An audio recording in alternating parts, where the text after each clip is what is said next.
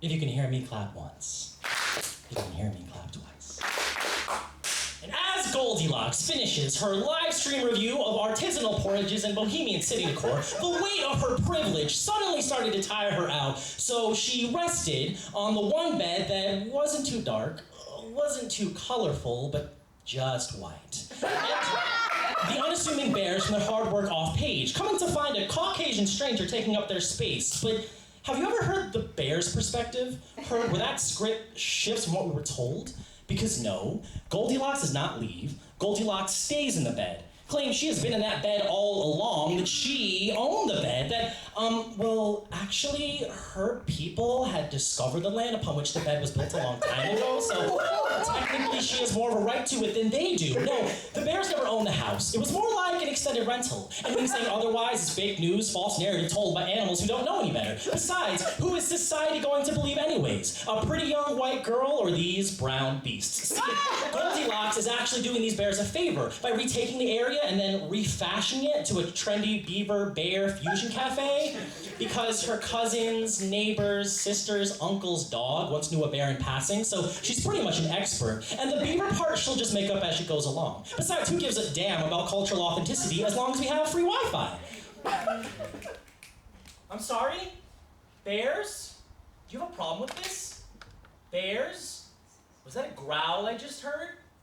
Your tone sounds aggressive. Bears, do we need to remind you, this forest does not belong to you. Your paws do not belong to you. Contrary to what you may have been led to believe, you do not have the right to bear arms, considering how prone to violence you bears tend to be. Stop fighting. Stop resisting. This is just one home, one bed.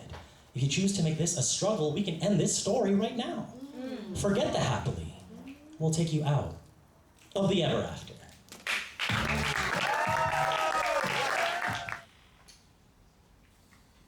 So this is a PSA to anyone who want to step to me, go toe to toe, blow for blow, or chest to chest with me. To my female MCs too, y'all can go chest to breast with me. Unless that makes you uncomfortable. I mean, we don't have to do that respectfully. I mean, we can just stand separately and exchange lines as effectively. Anyways, that's an entirely separate entity. What I'm trying to say is y'all don't want to mess with me. Like cookies you just put in the oven. You know, something you invested in, put in your heart, soul, butter, flour, I mean all of the rest of it. By your estimate, the result should be hot, delicious, and amazing. Till you take a bite and shake with fright, cause I replaced all your chocolate chips with raisins. I'm that type of hard, dude. The type to wear all black when I'm in a dark mood. I liked Cars 3. Wasn't sure about Cars 2. And I'll show you the Harry Potter Deathly Hallows movie and not even mention as a part 2. Cause that's right, I'm dangerous. While other homies crave the paper, my bank statements are paperless. I chew poets like I chew gum till they're flaccid and flavorless. But then sometimes I get too excited and I chew rappers, and then I need like 30 minutes, water, soothe the pain a bit. But I'm still hard. I'll walk into your place with my shoes still on, ruin the entire floor plan.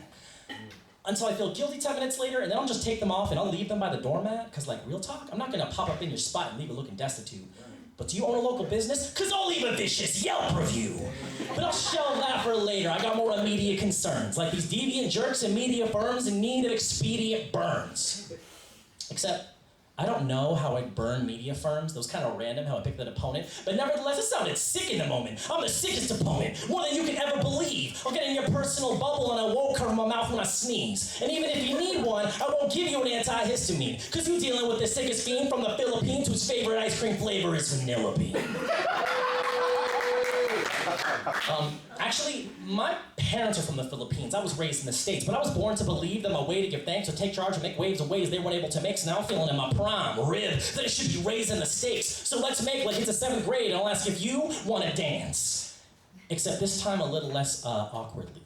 I'm not much of an athlete. Oh, actually, I played my friend Kyle once and he was on the JV soccer team. So if you start mocking me, know that it may lead to potential violence. Taking this G to a PG because I'm recommending parental guidance. But while other homies armies use blows for their battles, I'll use bars to fight mine. Wielding words, weapons till there's nothing left to hide behind. With my bars under my belt, hell, I can even fight blind. Cause while the stones and sticks might poke a bit, these words will last a lifetime.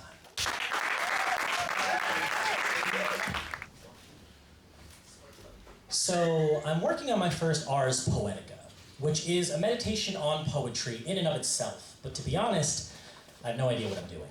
Heck, I haven't even decided the title. Still, I want this piece to reflect everything I've come to understand about this art, so I think I'm going to call it What Poetry Means to Me, or the poetics of life in a nutshell. Well, actually, I'm allergic to nuts, but this poem is also about how poetry as a medium interacts with culture and has become a culture all its own. So I think I'm going to call it Everything We're Supposed to Be, or Why I Matter in a Capitalist Context. Or wait, no, I got it. To really capture the emotional and intellectual ethos I'm aiming for, I'm gonna call this poem How to Solve Racism, Misogyny, and Generational Trauma in 3 minutes and 10 seconds. I'm gonna call this poem, Look Ma, I'm an activist now. I'm gonna call this poem, I studied for 4 years and put myself $200,000 in debt and all I got was this shitty poem. I'm gonna call this poem, Are You There, God? It's me, this poem. I'm gonna call this poem, I don't care what you believe as long as you believe in this poem. I'm gonna call this poem, All My Lofty Ideals that help me sleep at night when affirmed by an audience I already know is on my side. Shit. Maybe I should call this poem the most romantic and socially acceptable form of narcissism. Maybe I should call this poem a pretty way to evade accountability but still feel honest. Maybe I should call this poem Everything I'm Angry About that I will only reference here but never address in my day-to-day life. No. I'm gonna call this poem Performance Politics. No, I'm gonna call this poem Trust Me, I'm an author. I'm gonna call this poem I'm loud, angry, and or both, so clearly my poem must hold merit. No, I'm gonna call this poem Literary What? No, I'm gonna call this poem as many buzzwords I could find and fit in a single stanza. Actually, I'm gonna call this poem Manifesting My Self-Care and Protest and Toxic Patriarchy, Gaslighting My Melanin. I'm gonna call this poem Self-Described Deep. I'm gonna call this poem the opposite of semantic satiation, which is to say, saying something so many times it actually takes on new meaning. See, I'm gonna call this poem This Is How I Love You. No, I'm gonna call this poem Won't You Trust Me? No, I'm gonna call this poem Anything I Need to elicit some kind of response. I'm gonna call this poem Please Snap Before I Mentally Do. I'm gonna call this poem You Can't See the Red Flags When Everything is Bleeding. I'm gonna call this poem The One Place People Will Hear Me. The one place I will listen to myself. I'm gonna call this poem The One Thing I've Left. See, I'm gonna call this poem something, and then probably call it something else. But to be honest, I just hope this poem calls me. I have seen what I can only describe as immaculately wrapped cliche, past refined product, and it sways me little.